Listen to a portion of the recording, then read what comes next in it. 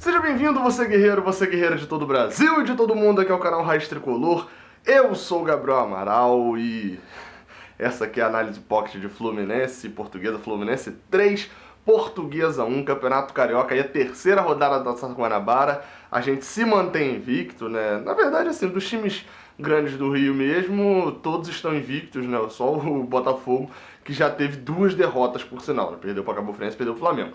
Mas o Fluminense se mantém ali invicto, venceu mais uma partida, uma boa atuação, não precisava correr tanto risco, mas uma boa atuação do Fluminense nessa vitória. Só falar que pequenas pílulas antes são importantes. Aqui embaixo na descrição não, no primeiro comentário, estão as notas dos jogadores. Eu vou falar um pouquinho mais sobre elas depois, mas estão aí as notas. Segundo ponto, lá no Instagram, no Raiz Tricolor Flu, todo jogo agora eu tô fazendo. Eu faço um post e mando as pessoas colocarem os placares. E é importante, acho que 13 pessoas acertaram o placar do jogo de hoje. É um placar por pessoa. Só aí você pode falar assim, mas eu acertei, pô, botei 3-1 e não apareceu. Tem um modelo lá de como escrever, porque eu não vou ficar olhando comentário. Eu dou um Ctrl F ali maroto, vejo se a hora foi antes do jogo ou não e copio o nome da pessoa. Então assim, tem que ser nome do time que tá jogando em casa, né? Igual hoje foi Fluminense, espaço, númerozinho do Fluminense, X, númerozinho do outro time, espaço,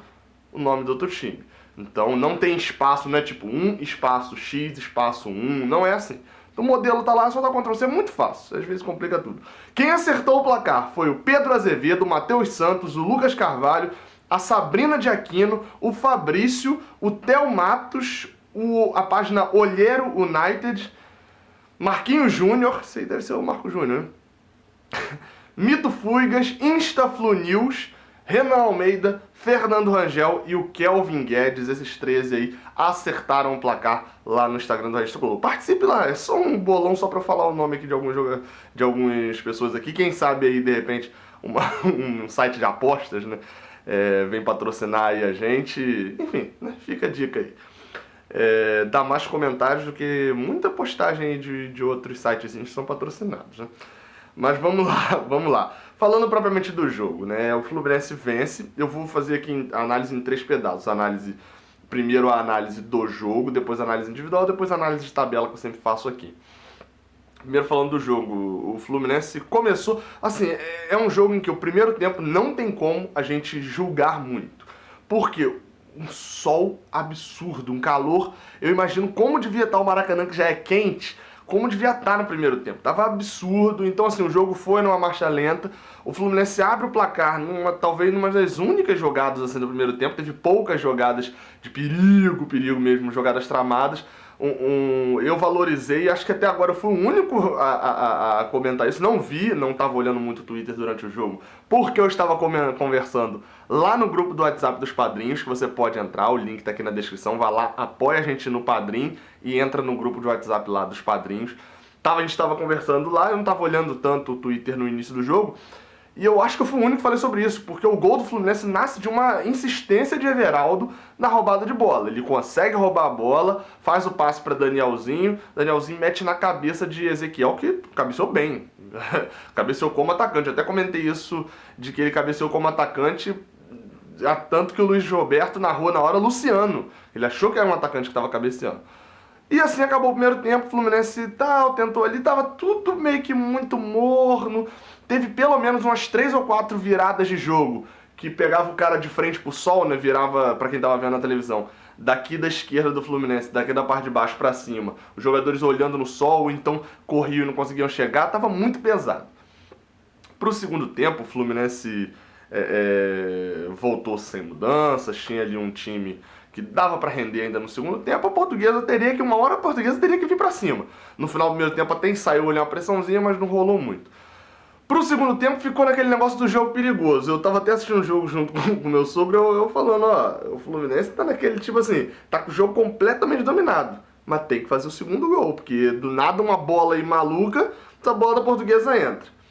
E quase entrou, convenhamos. Rodolfo foi pegou 2 bolas muito boas, principalmente uma no chute cruzado de esquerda, bola no travessão do tal do Diguinho.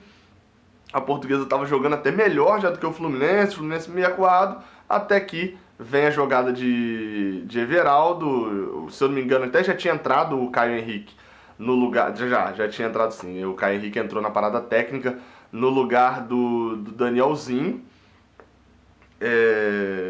E aí o Fluminense, o Caio hoje jogou de meia, né? Até não apareceu tanto no jogo também, deu uma sumida, mais uma vez não apareceu tanto. E aí numa arrancada de Everaldo pela esquerda, Everaldo que já vinha, Everaldo tava tendo altos e baixos, depois eu vou falar de individual, né? Mas uma arrancada de Everaldo, gol de Johnny Gonzalez que tava sumidaço no jogo. No lance seguinte, acontece o que eu falei que podia ter acontecido a qualquer momento, que é o gol da Portuguesa, um bate-rebate maluco, a bola entra. E aí o Fluminense fica e tal, tendo chances. Fernando Diniz faz uma mudança que pra mim foi maluca, que era tirar. Se eu não me engano, ele tirou o Ayrton. Isso, tirou o Ayrton e colocou o Matheus Gonçalves. Ele foi meio que pra um 4-2-4 ali. E possivelmente recuando o Luciano pra meia, mas enfim, eu já tava vendo no celular nessa hora, não tava analisando tanto ali taticamente o Fluminense.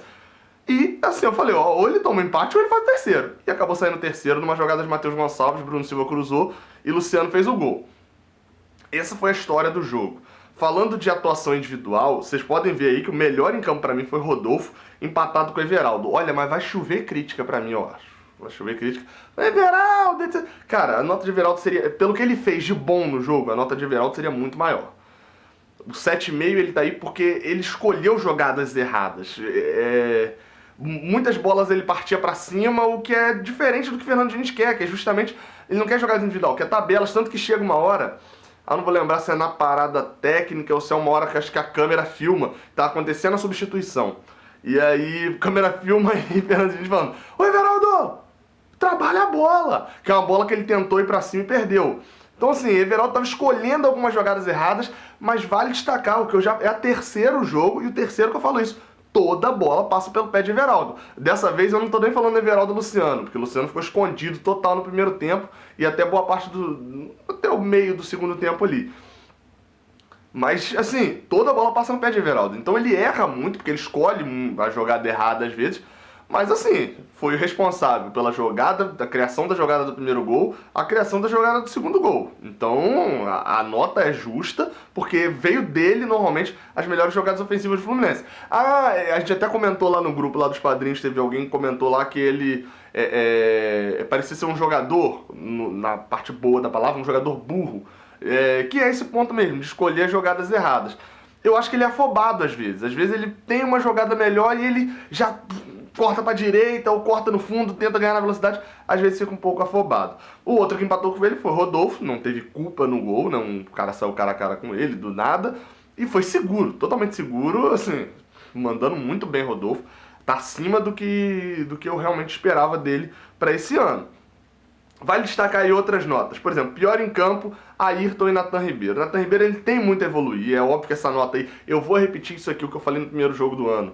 Isso aí é uma nota de um jogo. Eu não tô querendo dizer que Nathan Ribeiro é a nota 5. A atuação dele hoje foi nota 5. Ele tava lento, sem ritmo de jogo, teve umas furadas ali que, enfim, complicaram. Vale destacar que o Matheus Ferraz jogou muito bem. Jogou muito bem. Ele só não tá com 7 aí, por causa daquela falha dele no finalzinho do jogo, ali já no segundo tempo, que ele protege a bola, o cara consegue roubar. Mas assim, muito bem, totalmente seguro. Tirando esse lance, ele foi seguro o jogo inteiro.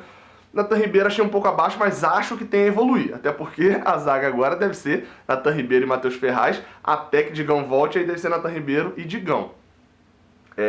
Agora falando de outros jogadores, que é a parte da frente. Partidaça de Daniel.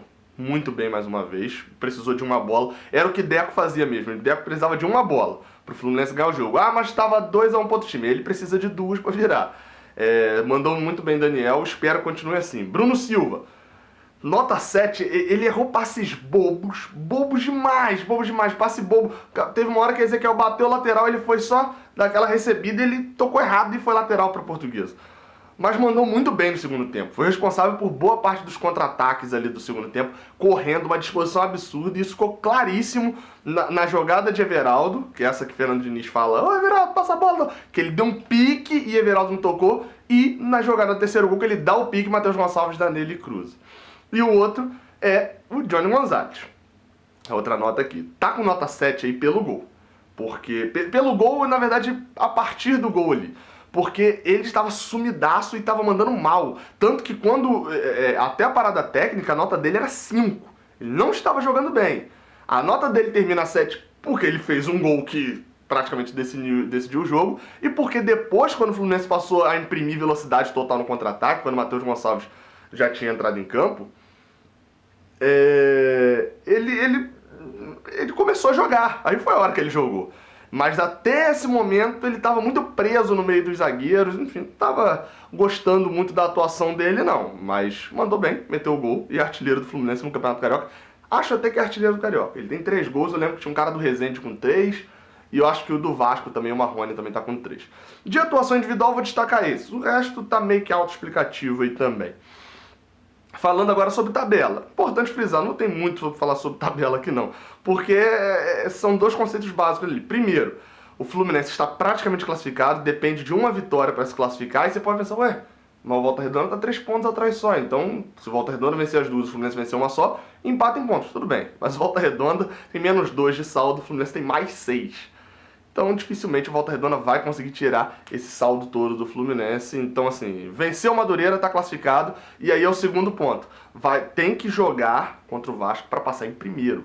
Tem que jogar essas 2 partidas aí agora para passar em primeiro. Torcer pro Vasco ter um tropeço, eu não lembro agora quem que o Vasco pega, mas acho que já pegou o Americano, deve ser a Portuguesa, né?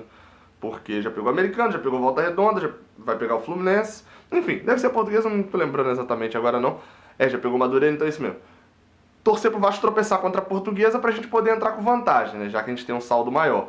Mas tem que entrar, ganhar do Vasco e ser primeiro pra pegar um time menor lá no outro grupo, né? Já que o Flamengo provavelmente deve ser o líder do grupo. Essa vitória do Vasco contra o Americano podia ser um empatezinho. A gente tem que passar em primeiro, pegar um time mais fraco do que o Flamengo e, assim, ter mais chances de chegar à final.